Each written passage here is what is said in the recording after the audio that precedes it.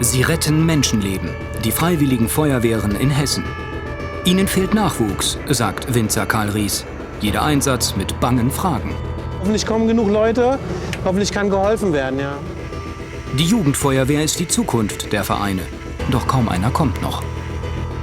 Das ist jetzt alles, was da ist. Aber wenn ich dran denke, als ich damals mit 10 in die Jugendfeuerwehr gekommen bin, da waren wir fast 30 Kinder. Leben für die Feuerwehr. Neben Job und Familie, Tag und Nacht einsatzbereit und jede Woche auch noch eine Übung. Wir brauchen einen guten Partner oder Partnerin, die das Ganze auch mitmacht, weil da kann es die größten Probleme geben. Städte und Kommunen müssen die Bürger schützen und setzen auf die freiwilligen Helfer. Doch die werden immer weniger. Wie können sie Nachwuchs finden?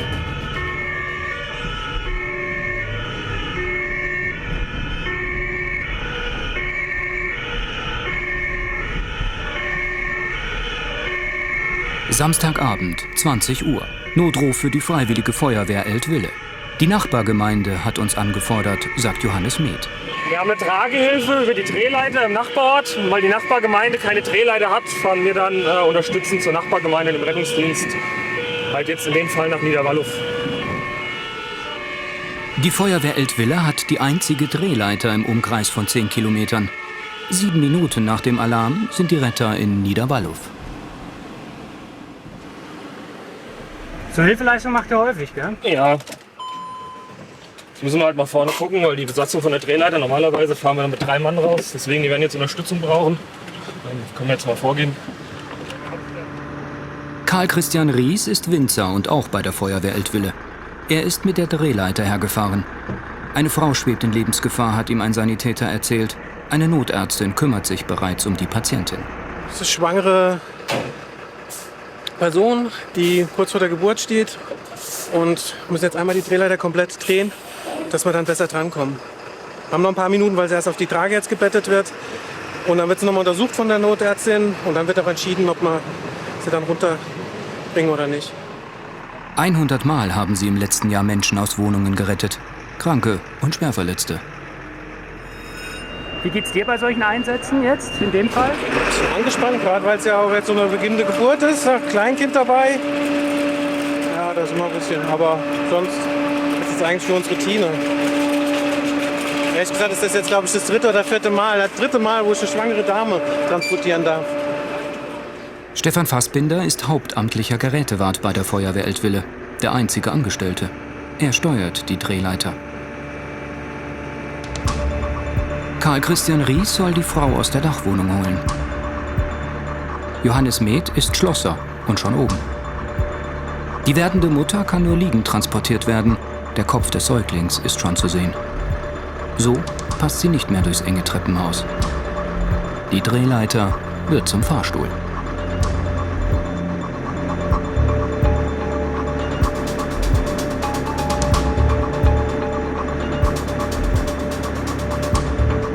Auch wenn das gefährlich aussieht. Die ehrenamtlichen Helfer haben das schon oft geübt.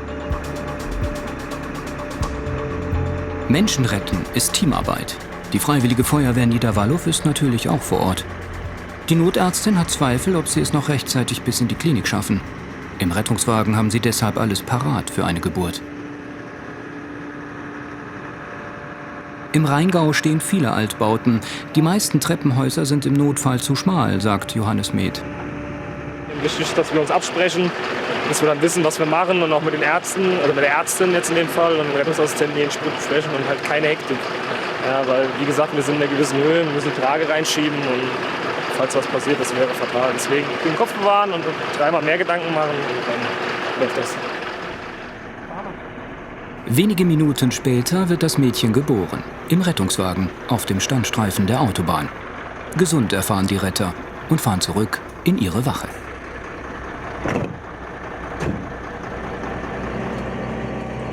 Am nächsten Morgen. Ein Weinberg in der Nähe von Rüdesheim. Seit 6 Uhr ist Winzer Karl Christian Ries schon wieder auf den Beinen. Einer seiner Mitarbeiter ist auch bei der Freiwilligen Feuerwehr Eltville, auch seine Ehefrau. Die Erntezeit hat begonnen, jetzt bloß keinen Einsatz. Die nächsten 8 Stunden können sie hier nicht weg. Sie müssen Geld verdienen, das Ehrenamt ist freiwillig. Und wenn jetzt doch der Alarm losgeht? Das schlechte Gewissen erntet mit, sagt Karl Christian Ries. Ja, gedanklich ist man natürlich dabei. Hoffentlich kommen genug Leute, hoffentlich kann geholfen werden, ja.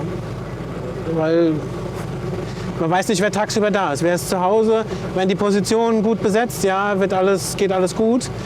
Und was ist auch letztendlich passiert? Die kommenden 8 Wochen können die Winzer nur nachts helfen, wenn sie nicht auf den Weinbergen im Einsatz sind.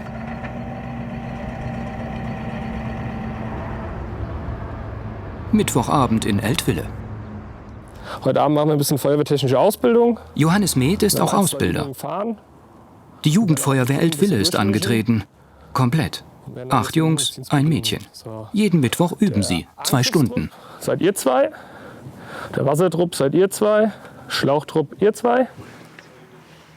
Warum bist du bei der Feuerwehr? Weil es mir Spaß macht, jeden Mittwoch hierher zu kommen. Was macht denn so viel Spaß? Die Übungen, was wir sonst noch so machen. Machen das viele Freunde von dir oder nicht so viele? Eigentlich gar keiner. Und warum? Die haben keine Lust, die spielen lieber Computerspiele.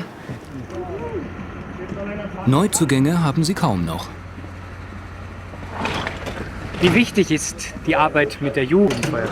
Also es ist schon sehr wichtig, weil das natürlich auch einen Teil unseres Nachwuchses sichert. Aber natürlich haben auch wir Nachwuchsprobleme, wie auch die aktive Einsatzmannschaft. Ja, und wenn ich daran denke, als ich damals mit 10 in die Jugendfeuerwehr gekommen bin, da waren wir fast 30 Kinder. Ja, und das ist jetzt alles, was noch da ist. Ja, es wäre natürlich schön, wenn wir noch ein paar Kinder kriegen würden. Kapazität hätten wir. Aber irgendwie ist die Begeisterung nicht mehr so da für die Feuerwehr. Woran liegt das deiner Meinung nach? Also ich denke hier bei uns, gerade weil wir halt in einem Ballungsraum zu Wiesbaden, Mainz und so leben, dass hier auch zu viele Angebote halt auch sind. Viele Vereine und das ist halt, die Wahl ist halt größer, ja, dass das halt für uns schwieriger macht, Mitglieder zu finden. Die Jugendfeuerwehr Eltville ist die älteste im Rheingau-Taunus-Kreis. Seit 62 Jahren. Gepflegte Familientradition. Die meisten Väter oder Großväter sind auch Mitglieder.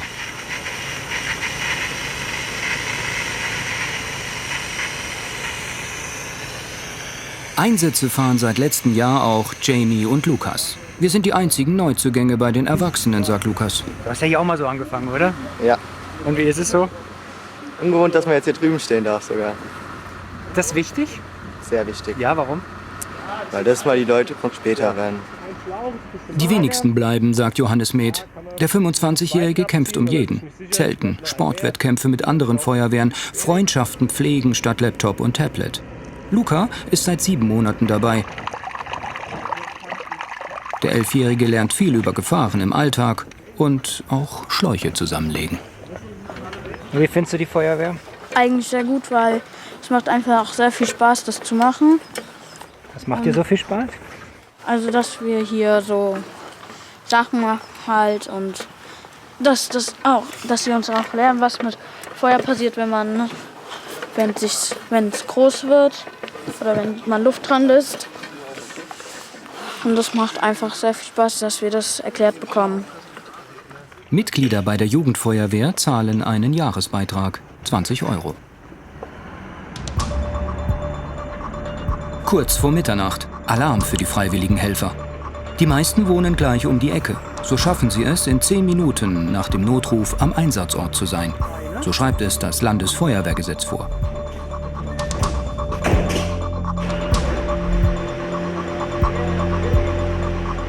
Christian Hild ist stellvertretender Wehrführer. Auch er hat bei der Jugendfeuerwehr angefangen, wie alle hier.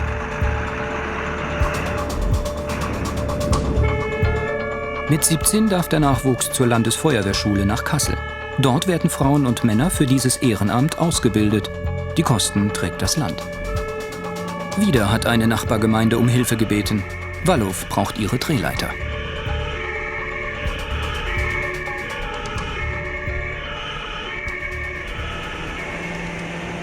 Feuer auf einem Balkon. Hier wollte jemand grillen. Ging schief. Die Flammen sind schnell gelöscht, doch das Dach qualmt. Sieht nicht gut aus.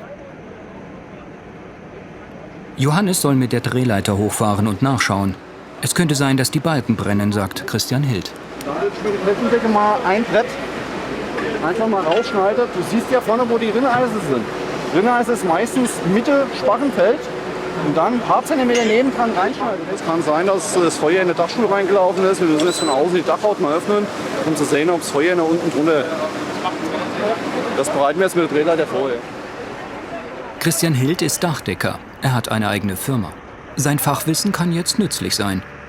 Johannes Meth und Winzer Karl Christian Ries werden das Dach aufsägen. Sie vermuten das Schlimmste: Feuer unter den Schieferplatten. Ein gefährlicher Einsatz. Die Gefahr ist, dass es durchzünden könnte. Es könnte sich schlagartig entzünden, weil die Gase, die unter dem Dach sind, die in den Zwischenraum eingeschlossen sind, dass die durch Zufuhr von Sauerstoff, dass die sich entzünden. Das ist die Gefahr im ersten Moment. Mit einer Hacke hauen sie die Schieferplatten auch weiter oben weg. Sauerstoff verstärkt das Feuer. Die Stichflamme kommt den Feuerwehrmännern gefährlich nah.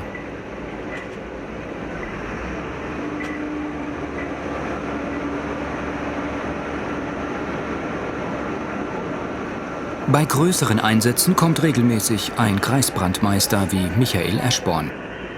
Er unterstützt den Einsatzleiter. Hauptberuflich ist er Beamter bei der Berufsfeuerwehr in Wiesbaden. Vom Korb aus rankommt, wenn du die Korbkante vorne an die Dachseite aufsetzt. Also das Feuer hat schon mit runtergefressen und brennt praktisch zwischen Dämmung und Schale und brennt. Die Männer im Drehleiterkorb müssen wieder runter. Ihre Sauerstoffflaschen sind leer. Mittlerweile ist klar, der komplette Dachstuhl glüht unter dem Schiefer. Das Erlebnis mit der Stichflamme hat Winzer Karl Christian Ries und Johannes Meth ganz schön ins Schwitzen gebracht. Wir müssen tauschen. Flasche tauschen. Ja, Christian, du musst aufpassen, wenn du wieder hochfährst, gell? Das siehst du ja nicht gescheit. Weil ich habe auch auf der Leiter gesessen, du hast mich gerade zurückgezogen. Ich hab darauf gewartet, dass du endlich drin bist, weil die Flamme als größer wurde. Ja, die kam schön unter mir. Erst als ich dich nicht mehr auf der kleinen Leiter gesehen habe, erst da habe ich so ein Stück Stück. 2-3 Mal reingeschlagen, dann kam es direkt oben, der Balken war schon komplett durch. Ja, dann müsst ihr nochmal da hoch. Müsst aufschneiden. Müsst aufschneiden auf der rechten Seite. Einmal einen Schritt von oben nach unten und nochmal quer und dann mit Hand aufmachen. Das ist halt Scheißarbeit. Der Kreisbrandmeister sieht keine andere Chance. Das Dach muss komplett zersägt werden, sonst brennt gleich noch das Nachbargebäude. Wir bleiben unten, sagt Schlosser Johannes Meth. Wir haben so 20 bis 30 Minuten Luft, je nachdem, wie die körperliche Arbeit natürlich ist. Und danach soll man halt Ruhepause einhalten. Und deswegen sind wir jetzt ausgetauscht worden. Und dann kann es sein, dass wir vielleicht im Verlauf des Einsatzes nochmal dran kommen. Jetzt machen wir halt mal mindestens mal eine halbe Stunde Pause. Dann, ja. Die freiwilligen Feuerwehren Nieder- und Oberwallow übernehmen jetzt. Mühsame Kleinarbeit. Das kann hier noch Stunden dauern. 6 Uhr geht er weg. 7 geht's los. Gucken wir mal heimkommen. Ich weiß gar nicht, wie viel wir haben. Keine Ahnung, 2 Uhr. Irgendwas so gegen 2 Uhr dürfen wir jetzt mittlerweile haben. Weder Feuer noch Kunden können warten. Das Schicksal der Ehrenamtlichen. Nach einer Stunde ist das Feuer unter Kontrolle, aber noch lange nicht gelöscht, sagt Kreisbrandmeister Michael Eschborn. Das sieht nicht gut aus mehr hier. Jetzt wird ja noch so ausgehen, dass gegebenenfalls im schlimmsten Fall hier die Balge weg müssen, ne? Müsst ihr noch alles freihauen jetzt hier? Ja. Die größte Gefahr besteht, dass es jetzt noch nach die Giebelwand hier rüber gelaufen ist. Das sind die jetzt am Kontrollieren. Und das alles nur wegen eines Balkonbrands? Ja, genau. Die Glut wandert noch, aber unter Beobachtung. Sie schätzen, dass sie noch bis 4 Uhr hier bleiben müssen. Das Haus ist unbewohnbar. Die Retter schätzen den Schaden auf mehr als 100.000 €. Am nächsten Morgen steht Christian Hild auf dem Dach eines Kunden. 5 Männer arbeiten in seinem Betrieb. Wer bei ihm anfängt, sollte auch bei der Feuerwehr sein. Kein Muss, aber gern gesehen. Sören und Sven waren beide nicht bei der Feuerwehr, als sie bei mir angefangen haben. Und nach, als erstes kam der Sören dazu. Der hat sich da auch dann dafür interessiert. Er fand das ganz interessant. Und seit diesem Jahr ist der Sven mittlerweile auch bei uns bei der Feuerwehr. Die haben sich quasi von uns anstecken lassen. Wenn sie ausrücken, ersetzt die Stadt den Stundenlohn, aber weniger als die Hälfte. Und der Kunde muss warten. Das kommt nicht immer gut an. Also die meisten verstehen es, aber manche, die machen da wirklich Ärger, die machen da wirklich Terz. Die verstehen das Ganze nicht. dass das alles freiwillig passiert. Wir hören immer wieder, dass es dann heißt, die Städte sollten Berufsfeuerwehren einführen. Aber bei so kleinen Städten, bei kleinen Dörfchen eine Berufsfeuerwehr einführen, wäre gar nicht möglich. Die meisten Städte können eine Berufsfeuerwehr nicht finanzieren. In Eltville leben knapp 17.500 Menschen. Laut Brandschutzgesetz Hessen ist eine Berufsfeuerwehr erst ab 100.000 Bewohner Pflicht. Hessen hat nur 6 Berufsfeuerwehren. Die Altstadt gegen Mitternacht. Seit einer Stunde läuft Wasser durch die Lehmdecken und durch alle 3 Stockwerke. Roland Dörre ist stellvertretender Stadtbrandinspektor und Wehrführer. Fließend Wasser an den Wänden, das hat er schon lange nicht mehr gesehen. Den Mietern müssen sie helfen. Der Schaden ist gewaltig. Gewaltiger, das ist ein Horrorschaden. Regenschauer in fast allen Zimmern. Heute bitte nicht weg, solange hier nicht einigermaßen alles wieder in Ordnung ist. Versprechen Sie mir das, Natürlich. ja? Okay. Wir bleiben so lange, wie das nötig ist. Selbstverständlich. Sie werden nicht alleine gelassen von Sehr uns. schön. Nur mit Polizei darf die Feuerwehr Türen öffnen. Die Dachwohnung ist wohl die Quelle allen Übels.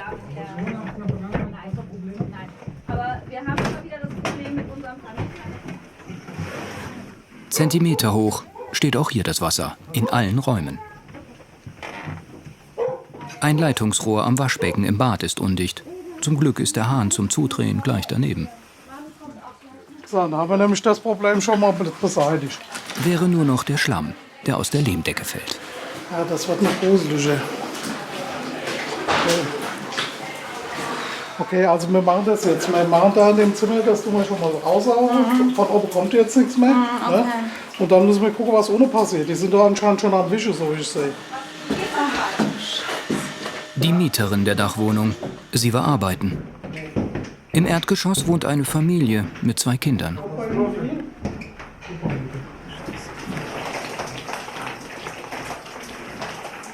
Die Küche.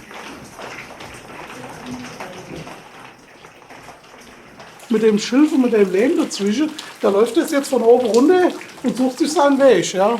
Und da kann man nie sagen, wo das rauskommt. Das ist das Problem. Ja? Das kann jetzt hier sein erstmal. Und in einer Stunde ist es vielleicht drüber. Ja?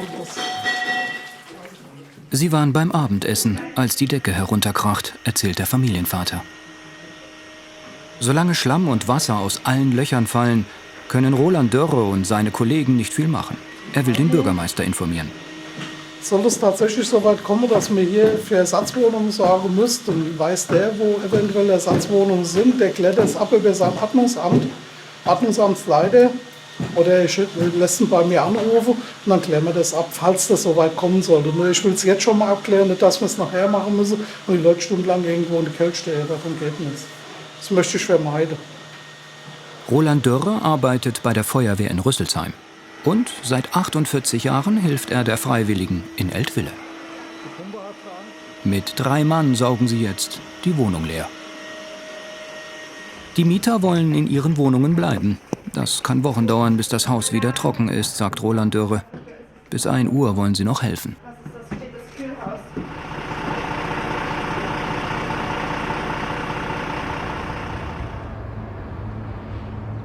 7:30 Uhr. Die Ehrenamtlichen müssen schon wieder los. Rund 200 Einsätze fahren sie pro Jahr. In einem Löschwagen sollten mindestens 6 Retter sitzen. Aber morgens arbeiten die meisten Mitglieder und viele nicht in Eltville. So sind nur 4 gekommen. Wenn sie mehr Helfer bräuchten, müssten sie nachalarmieren. Auch in Nachbargemeinden. Feuer am Bahnhof, so der Notruf. Doch wo? Die Polizei hat Christian Hild und Kollegen alarmiert. Und? Ja, Großfeuer. Im Plastikmülleimer.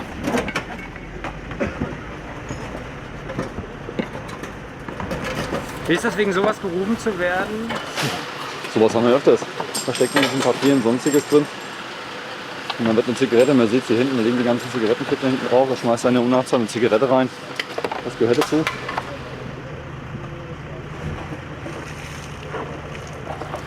So, Feuer aus. Mit 2 Litern Wasser sind die Flammen erfolgreich bekämpft. Schnell zurück zur Wache, der Job wartet.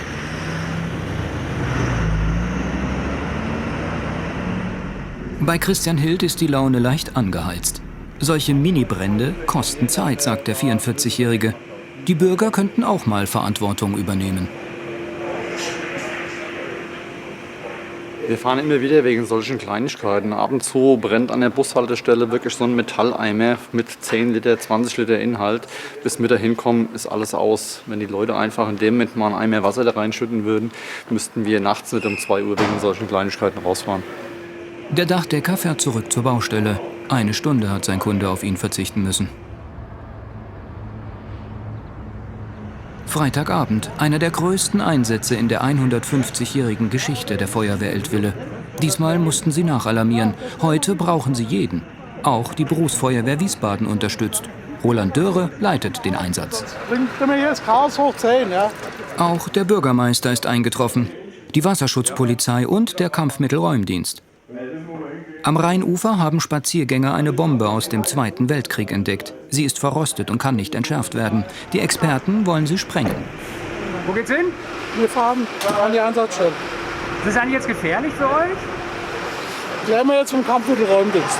50 Anwohner müssen ihre Häuser verlassen. Die Bombe hat es in sich, sagt Hauptbrandmeister Dörre. Es handelt sich vermutlich um eine Nebelbombe, die also dazu konstruiert worden ist, wie der Name schon sagt, Nebel zu produzieren. Ist also Schwefelsäure, die mit Wasser reagiert und dann halt dementsprechend Nebel produziert. Und das werden wir dann halt versuchen, mit unseren Wasserwerfer dann niederzuschlagen, wenn es dann zur Sprengung dieser Bombe kommt. Seit 75 Jahren liegt das sogenannte Nebelfass im Rhein. Erst das extreme Niedrigwasser hat das 150 Kilo schwere Relikt freigelegt. Mit Wasserwerfern wollen sie den Nebel auflösen. Abstimmung mit dem Kampfmittelräumdienst. Wann wir Wasser testen können, wann wir das ausprobieren können, dann müssen wir die Werfer so einstellen, dass es passt. Gut, ja, verstehe ich. Das Löschboot steht nachher da unten, muss alles 400 Meter weit entfernt sein. Habt ihr eigentlich heute genug Leute? Ja, momentan ist ausreichend, ja. Fast alle Mitglieder der Freiwilligen Feuerwehren sind angetreten. 150 Männer und Frauen aus allen 5 Stadtteilen. Vom Löschfahrzeug haben wir jetzt 2 Leitungen gelegt, hier runter an den Uferbereich, um dort die Wasserwerfer in Betrieb zu Wie viele nehmen. Meter sind das? Ja, eine Doppelleitung 1000 Meter, also ungefähr 1 Kilometer Schlauch ist momentan ausgelegt. Wie kannst du dir erklären, dass auch alle heute da sind oder dass man die so kriegt? Ja, also die Uhrzeit ist halt recht günstig. Ne? Es ist Freitagmittag, da ist also schon die Chance höher, wie als wenn es unter der Woche wäre, sag ich mal, ab 17 Uhr. Ne? Da wird's, oder vor 17 Uhr. Also Freitagmittag ist meistens so die Zeit, so ab 15 Uhr, da sind viele halt zur Verfügung. Ne? Eschi, ist das okay so? Der Zeitpunkt des Einsatzes also ein Glücksfall für die Freiwillige Feuerwehr. Der Rhein ist gesperrt. Die Wasserwerfer geben alles. Der Nebel kann kommen. Also wir sind soweit fertig, unsere Vorbereitungen stehen, die Wasserwerfer sind okay. Das Kampfmittelräumdienst hat jetzt noch Feinjustierung zu machen, wenn die durch sind. Die kriegen jetzt gerade von uns noch mal ein bisschen Material gebracht. Und wenn das erledigt ist, dann warten wir nur noch darauf, dass die Polizei uns Bescheid gibt, dass die Menschen weg sind, dass keiner mehr im Umkreis ist. Und dann wird in Kürze dann, denke ich, die geplante Sprengung vonstatten gehen. Per Fernzündung. Auch die Helfer sollen in Sicherheit. Im Umkreis von 400 Metern darf keiner stehen.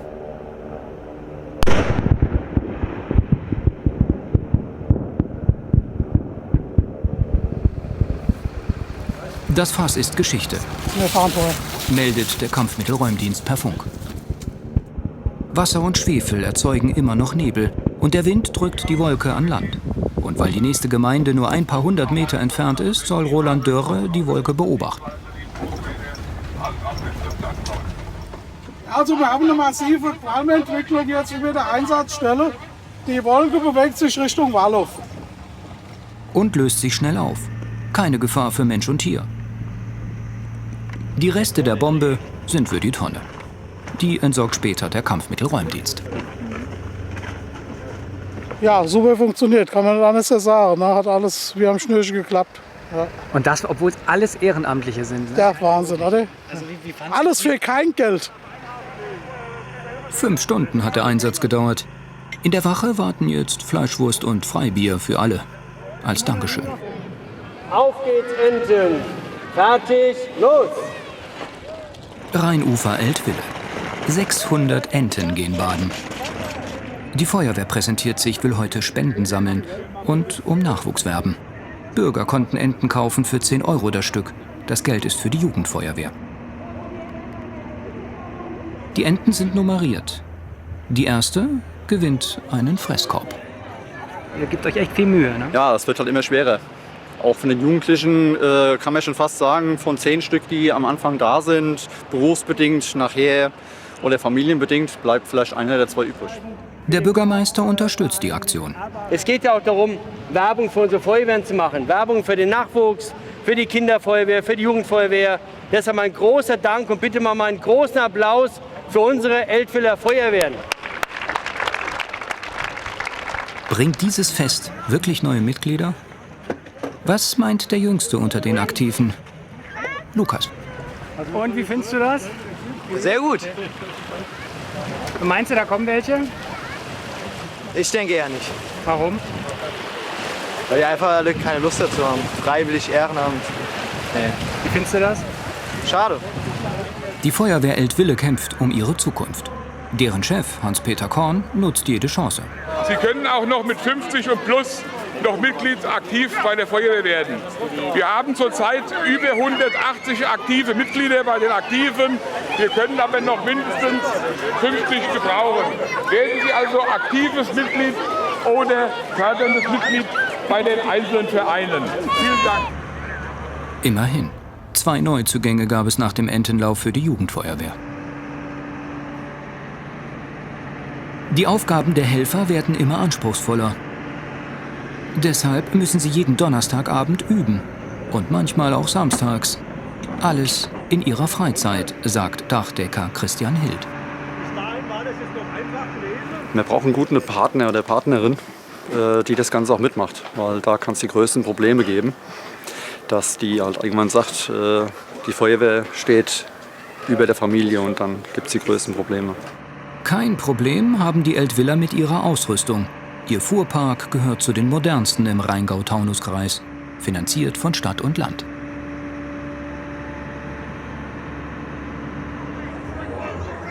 Wochen später. Heute ist ein besonderer Tag für die ehrenamtlichen Helfer. Das Freibad gehört ihnen und ihren Familien. Essen und Trinken ist umsonst. Eine Wertschätzung des Bürgermeisters.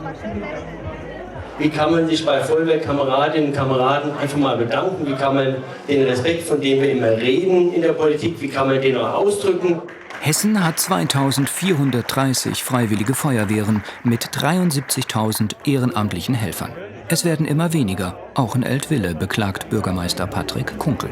Die Firmen nehmen weniger Rücksicht auf die Feuerwehrzeiten. Und es ist immer schwieriger, Leute, die es vielleicht gerne machen würden, auch wirklich halten zu können. Und deshalb bemühen wir uns eben darum, auch mit den Firmen in Kontakt zu bleiben, als die Arbeitgeber, die die Feuerwehrleute freistellen, dass man sagt, bitte habt Verständnis, wir brauchen diesen Dienst und brauchen die Leute. Wir müssen heute schon darüber nachdenken, was mit der Feuerwehr in 5, 10, 20 Jahren sein kann. Ja.